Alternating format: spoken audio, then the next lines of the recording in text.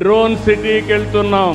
Drone city వల్ల మొన్న చూశారు మీరు, సింధూర్లో యుద్ధం జరిగితే మన ప్రధానమంత్రి గారు కర్నూలులో తయారు చేసిన డ్రోన్ పంపించి సింధూర్లో ఏదైతే టెర్రరిస్టుల్ని చంపాలో చంపి తిరిగి మళ్ళా వచ్చిందంటే అది ఈ డ్రోన్ యొక్క ప్రభావం అని చెప్పి నేను మీకు తెలియజేస్తున్నా.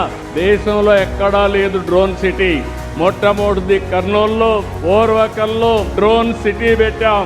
మీకు రాబోయే రోజుల్లో మెడిసిన్స్ కావాలంటే, అర్జెంటుగా కావాలంటే మెసేజ్ పెడితే మీ ఇంటి పైకి ఇమ్మీడియట్ గా డ్రోన్ లో మెడిసిన్ ఇచ్చే పరిస్థితికి వస్తాం.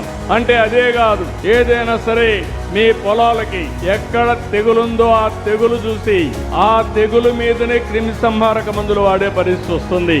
ఈ రోజు మీరు వాడే తినే తిండి చూస్తే మొత్తం కూడా ఫెర్టిలైజర్లు లేకపోతే పెస్టిసైడ్స్. దీని తింటే క్యాన్సర్ వస్తుంది.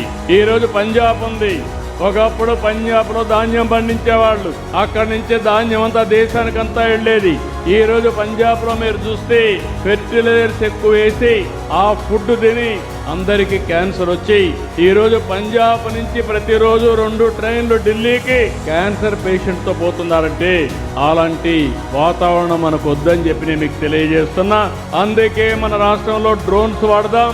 పొలాలకు పెస్టిసైడ్ అంటే తెగులు రాకుండా చూద్దాం. తెగులు వచ్చినా ఎక్కడొచ్చిందో అక్కడే వేసి దాన్ని కంట్రోల్ చేసే బాధ్యత ఈ ప్రభుత్వం తీసుకుంటామని చెప్పి నేను మీకు తెలియజేస్తున్నా.